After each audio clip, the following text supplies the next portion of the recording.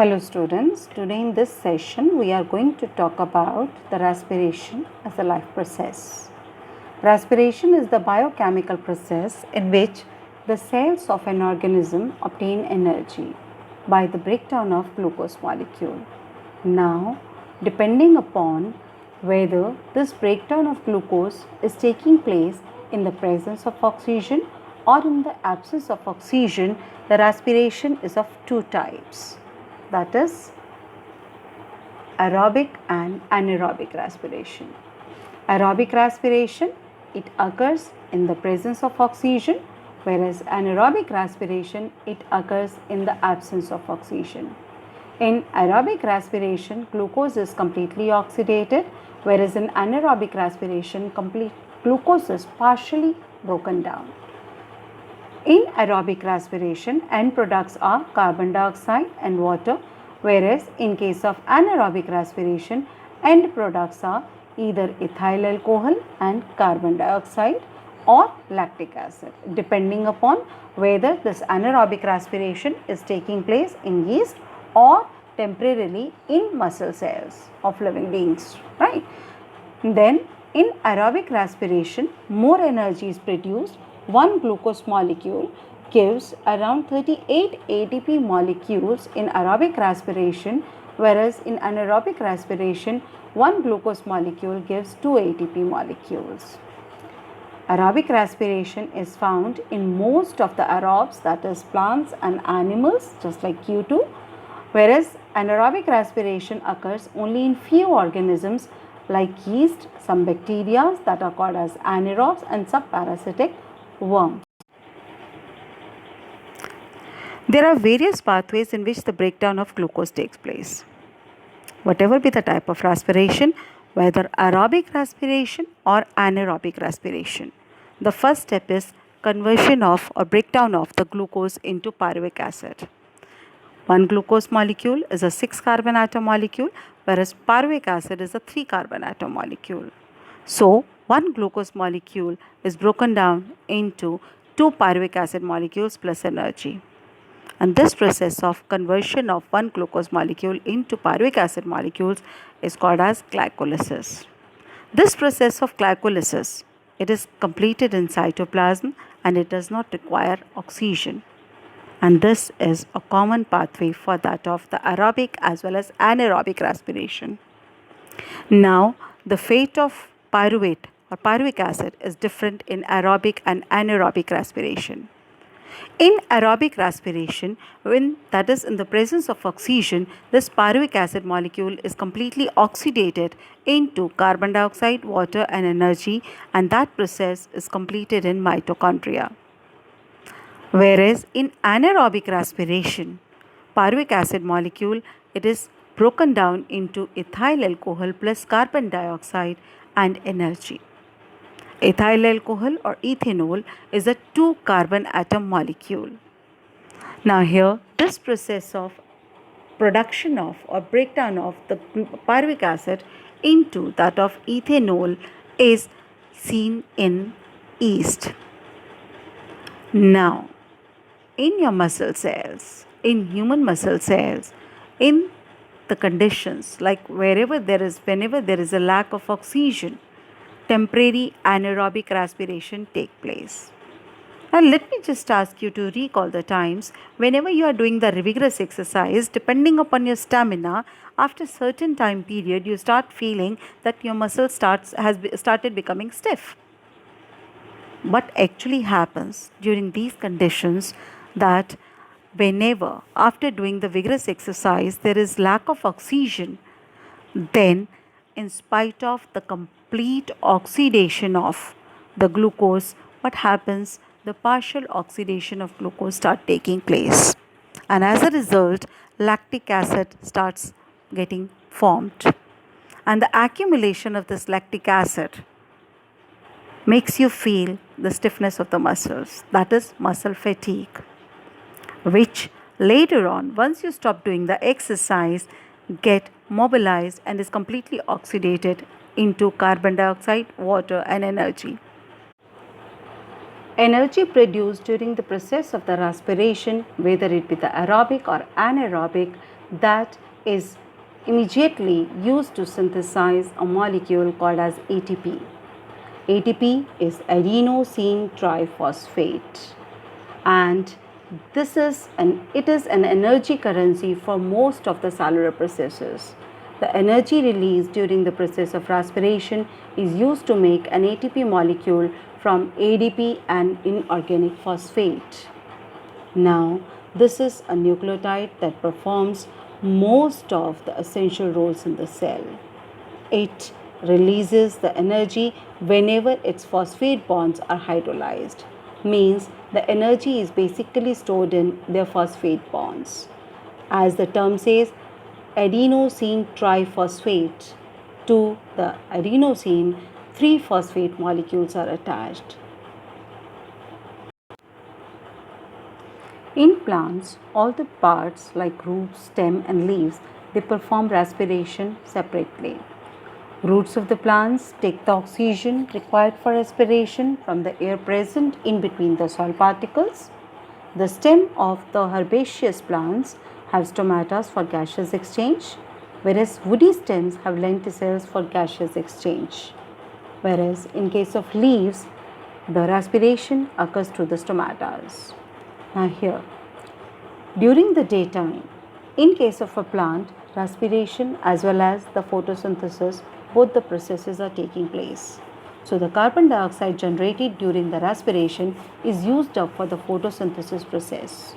So there is no carbon dioxide released during the daytime.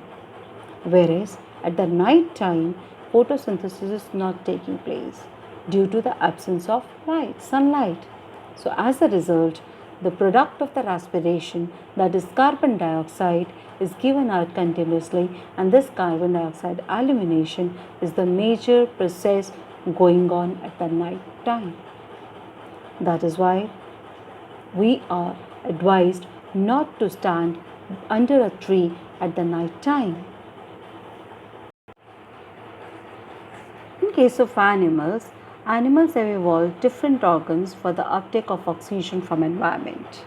Unicellular organisms like amoeba, they respire by the diffusion process through the plasma membrane, whereas the aquatic animals like fishes, they have gills as their respiratory organ, whereas the terrestrial organisms, if we talk about, they can breathe the oxygen from that of the air. Aquatic organisms, they need to use the oxygen which is dissolved in the water. Fishes take in water through their mouths and force it past the gills, where the dissolved oxygen is taken up by the blood, and hence the rate of breathing is faster because the oxygen dissolved in the water is less, so they have to breathe faster. Whereas the oxygen dissolved in the air or the atmosphere is more, so the breathing rate in your case, that is in terrestrial organisms, is slower.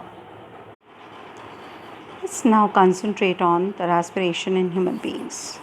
In case of human beings, respiration is carried out in 2 major steps, that is breathing and the cellular respiration. So the respiration in human beings is comprised of the breathing mechanism and the cellular respiration.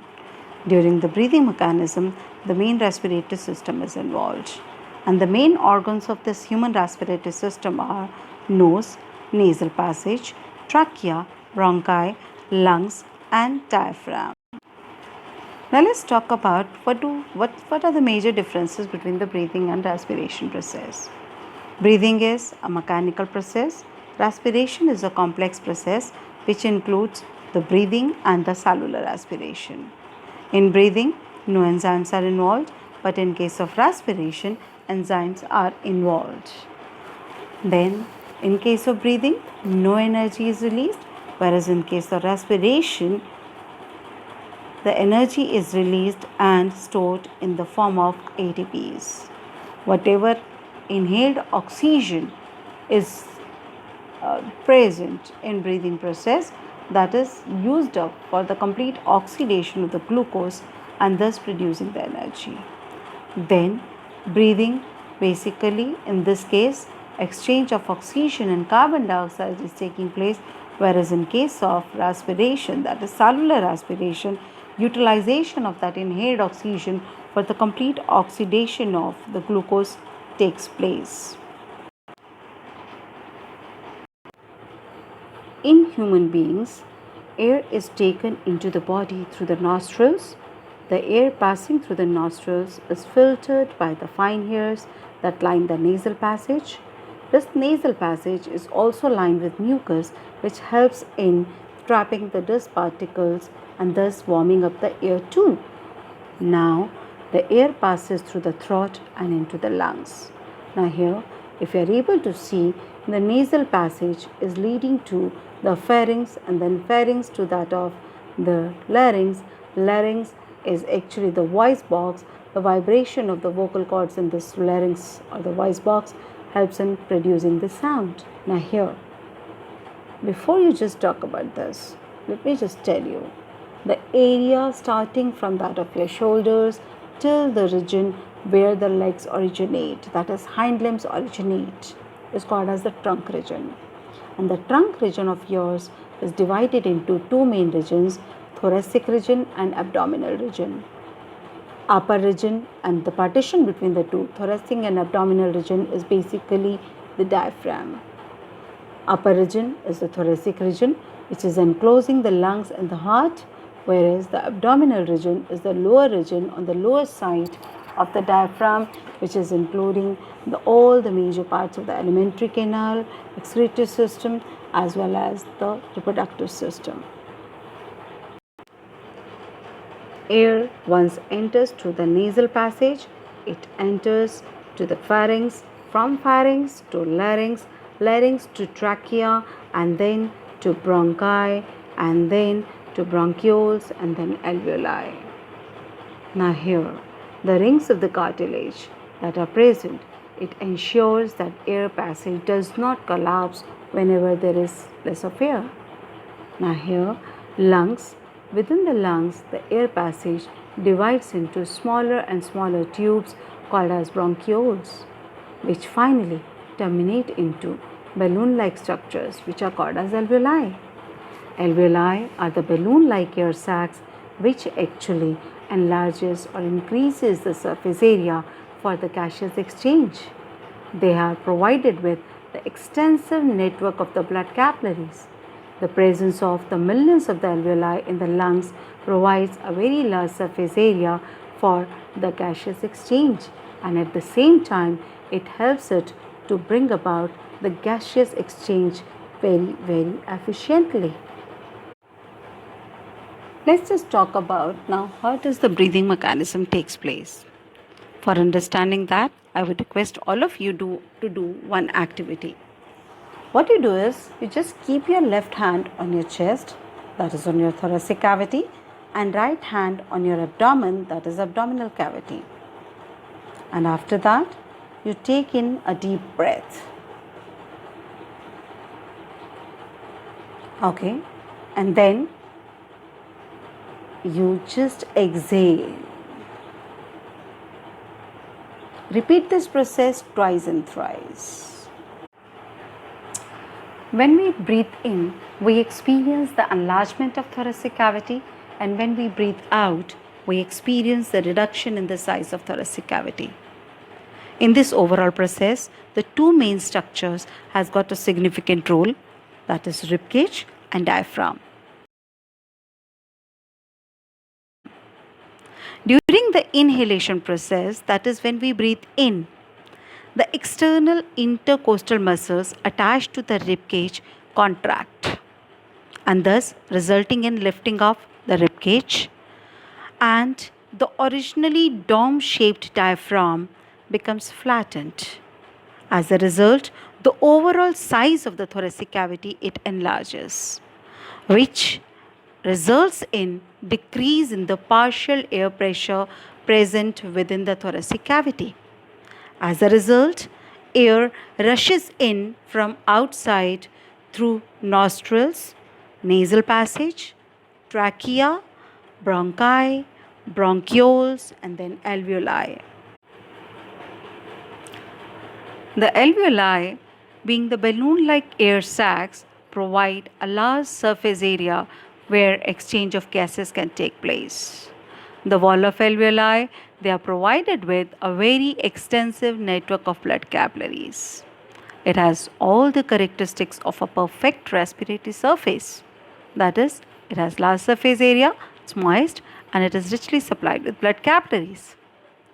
Blood coming into these capillaries is rich in carbon dioxide, as it is coming from that of the rest of the body, whereas the air present within the alveoli is rich in oxygen.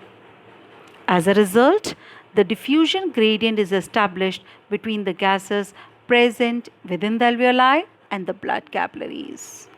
The alveoli are rich in oxygen, blood capillaries they are rich in carbon dioxide.